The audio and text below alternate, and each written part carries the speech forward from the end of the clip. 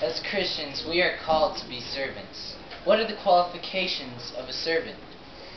As servants of God, we must possess three qualities that define our overall purpose. A servant's purpose is not to please others, is not to please himself, and is to go wherever their master calls them. A servant's purpose is not to please others. In Galatians 1:10 it says, "But he that would make it his chief endeavor to please men would hardly prove himself a faithful servant of Christ." This woman Gladys Nash, in one of her books, The Corn of Wheat, talks about a story when her car broke down. The guy came out, looked at her car, said she needed a new water hose. He'd go back to town and get it for her. She'd be back on her way. She said, "That's great." He left and she waited, and she waited, and she waited.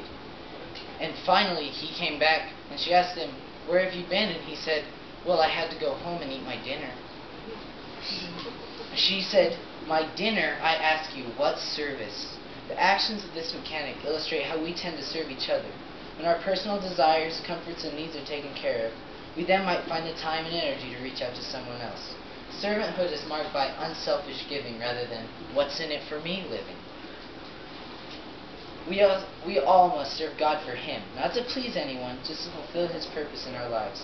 Which leads me to the second quality. The servant's purpose is not to please himself. In John 13 it talks about when Jesus washed the disciples' feet. Verses 14 through 16 say, "If I then, your Lord and teacher, have washed your feet, you also ought to wash one another's feet. For I have given you an example, that you should do as I have done to you. Most assuredly I say to you, the servant is not greater than his master, nor is he who sent greater than he who sent him." Jesus put himself into the position of a servant. To do it, he laid aside his clothes that he might apply himself to the servant at a point of showing himself as a servant. We must deal with ourselves to serve as God commands us. We must rid ourselves of everything that would either feed our pride or hinder us from what we have to do. We must protect our minds. A large group of European pastors went to a D.L. Moody conference in the late 1800s, and it was their custom in those days to leave their shoes outside the room at night to be shined by the servants. But this was America. There was no such service. So D.L. Moody saw this, and he didn't want to embarrass these guys, so he asked some of his friends if they would help. They wouldn't do it, so he took it upon himself. He went back to his room and he shined all the shoes himself. When he was halfway through, one of his other friends walked in and asked him what he was doing. He told him, and after he was finished, he put the shoes back, and he told no one. His friend told a few people. Those few people were the same people that night had said that they did not want to help him. So for the rest of that conference, somebody shined those shoes. Perhaps this episode is a vital insight to why God used D.L. Moody as he did. He was a man with a servant's heart, and that was the basis of his true greatness. In D.L. Moody's last sermon, he was old, he was weak, he came up and he said three words: others, others, others. That was D.L. Moody's heart. The last purpose of a servant is to go wherever his master calls.